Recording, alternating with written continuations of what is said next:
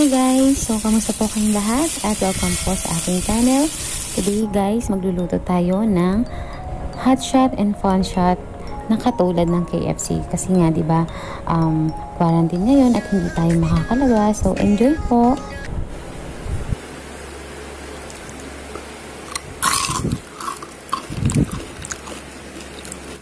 Kailangan po natin ng manok na malilitang hiwa, cornstarch, tissue, baking soda, breading mix kung ano po yung gusto nyong gamitin. Meron din tayo ditong paminta at asin.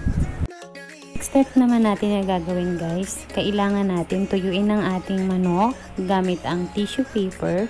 Yan, so sobrang importante nito para hindi talaga siya liquidy once na nilagay na natin yung breading mix natin. Susunod naman guys ay lalagyan na natin siya ng ating asin, paminta. So, depende sa inyo guys kung ano yung gusto nyong panlasa. Kung gusto nyo bang matabang or ayaw nyo masyadong paminta. So, kayo po ang masusunod dito. Pero ito ang aking timpla. So, ayan, halu-haluin natin para talaga siguradong magsasama-sama yung ingredients din sa ating manok.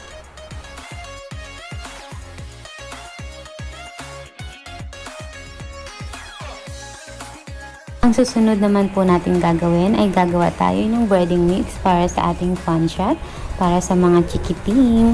So, hindi po ito maanghang. Ayan, so pagsamasamahin lang natin yung breading mix, yung baking soda para sa malutong at soft yung maglalabas na chicken natin. And lagyan din natin siya ng cornstarch. So, para malutong din siya at magugustuhan ng baget. So, lalagyan din ko siya ng ginisa mix para mas malasa din siya. And konting paminta, of course, para hindi naman, konti lang guys, para sa fun shot natin. Kasi ayaw ng mga bagets ang maanghang. So, i-mix lang natin siya. Mas gusto kong plastic ang ginagamit guys. Kasi talagang napapasok niya yung ingredients dun mismo sa manok. So, yan, ilalagay ko na siya. So, guys, ang manok kong ginawa dito is thigh and leg part lang. So, ang dami ng lumabas dun sa pagkakahiwa ko kasi maliliit nga lang siya. So, yan guys. Nakikita nyo talagang namimix ko talaga yung ingredients natin dun sa manok. So, importante talaga na tuyo yung manok natin para hindi labsak yung kalalabasan niya. Ayan. So, hiwalay na natin. At next naman natin, yung hot shot natin. So, spicy naman yung gagamitin natin. So, depende sa inyo guys kung mas gusto nyo mas maanghang. Pwede kayong gumamit ng chili flakes. Nasa sa inyo po. So, ako ito lang kasi sobrang anghang na nito. And baking soda pa rin para crispy and soft yung chicken natin. So, pepper. Ayan, nilagyan ko na lahat kasi gusto ko maanghang. Cornstarch of course kasi gusto ko malutong. Talaga nagpapalutong ang cornstarch.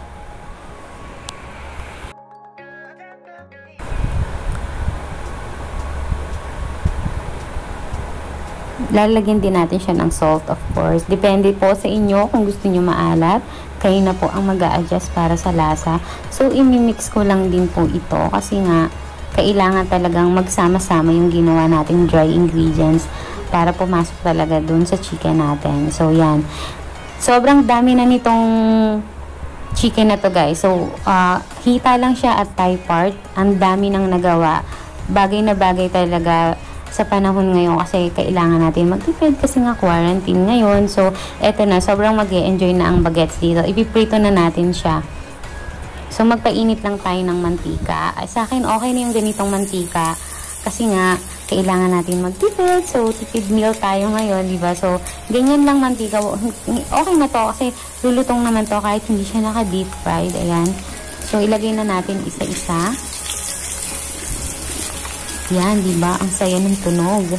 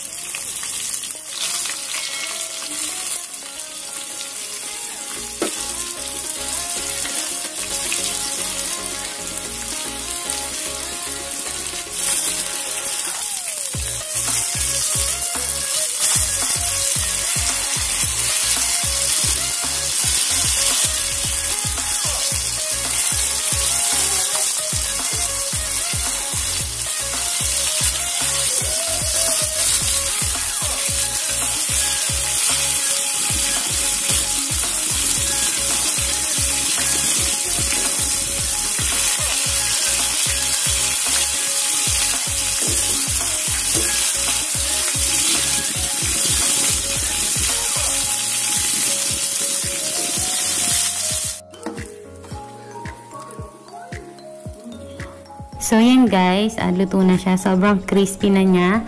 At ilalagay natin siya sa may tissue paper para sipsipin ng tissue yung extra mantika niya.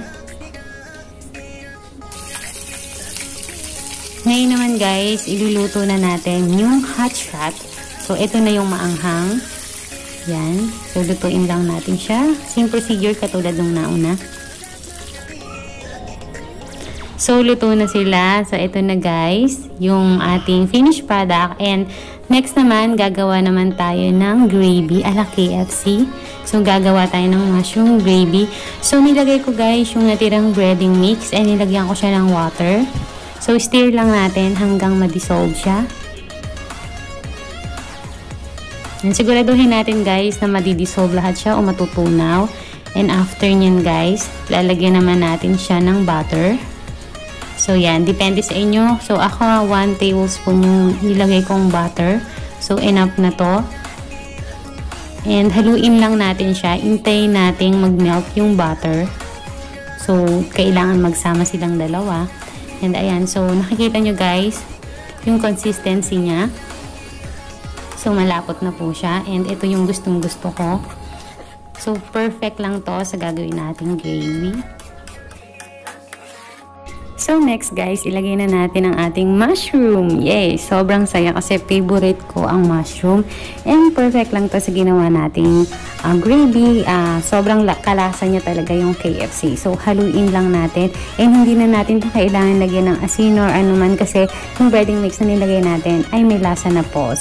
So, ayan na po. Ready na po ang ating gravy and ready to serve na po siya.